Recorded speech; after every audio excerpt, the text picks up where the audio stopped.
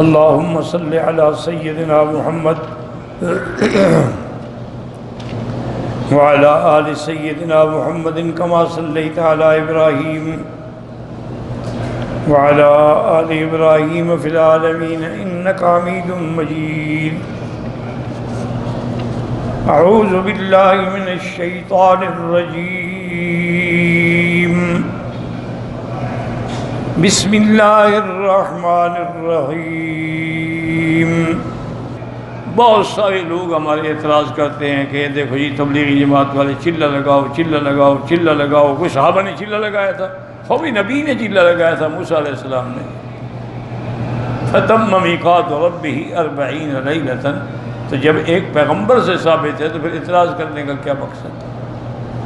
اور دوسرا ان لوگوں نے استدلال کیا ہے کہ ثم خلقنا النطفة علقة فخلقنا العلقة مضغة فخلقنا المضغة عظاما فكسونا العظام لحما.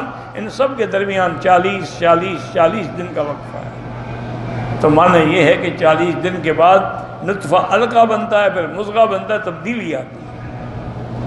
تو 40 دن کے اندر کوئی حکمت ہے؟ اللہ ہر پیغمبر کو 40 سال کے بعد نبوت کیوں دیتی ہیں؟ تو معلوم ہوا کہ 40 کے عدد میں حکمت ہے. اسی طرح حدیثوں میں ہے کہ جو 40 حدیثیں یاد کر لے قیامت میں وہ علماء کی صف میں کھڑا ہوگا، تو وہاں بھی 40 حدیثیں ہیں.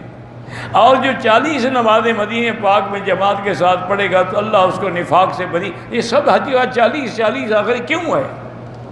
اس لیے علماء نے نکالا کہ 40 دن میں تبدیلی آتی ہے. اس لیے وہ لوگوں کو جب گھر سے نکال کے 40 دن کے لیے جماعت میں لگاتے ہیں ان میں بھی تبدیلی ہے. اسی لیے آپ دیکھ لیں، یقین کریں، ہم تو اپنا اعتراف کرتے ہیں نا کہ ہم مدرسوں میں سارا سال طلباء کو پڑھاتے رہے، لیکن کئی تھے ان میں جو داڑھی کو منڈاتے تھے، کئی تھے ان میں جو نماز میں سستی کرتے تھے، اور اکثر تہجد نہیں پڑھتے تھے. لیکن ان کے ساتھ جو آدمی لگے الحمدللہ نمازی بھی ہو جاتا ہے، تہجد بھی پڑھتا ہے، اشراق بھی پڑھتا ہے، داڑھی بھی رکھتا ہے، کپڑے اور لباس بھی اسلامی پہنتا ہے، تو تبدیلی آتی ہے نا اس میں. تو اسی لیے اللہ تعالیٰ کی ہر چیز میں حکمت. اچھا، اسی طرح بزرگوں نے، صوفیاء کرام نے یہ بھی مسئلہ نکالا ہے کہ چپ کرنا جو ہے اس سے بڑی عبادت کوئی نہیں.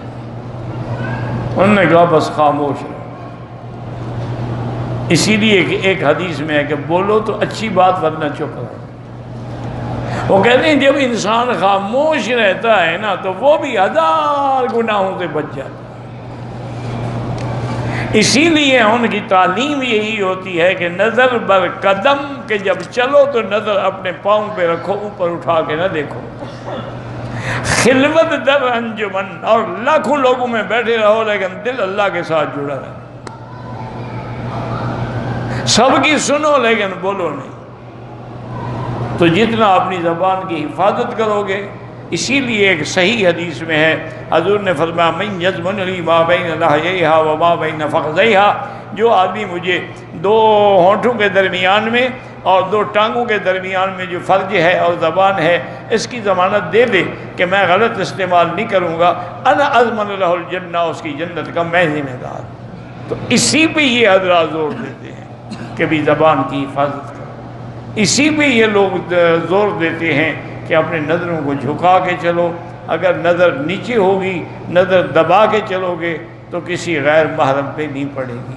جب نظر ہی نہیں پڑے گی تو باقی گناہ تو خود بخود نہیں ہوں گے. واللہ اعلم.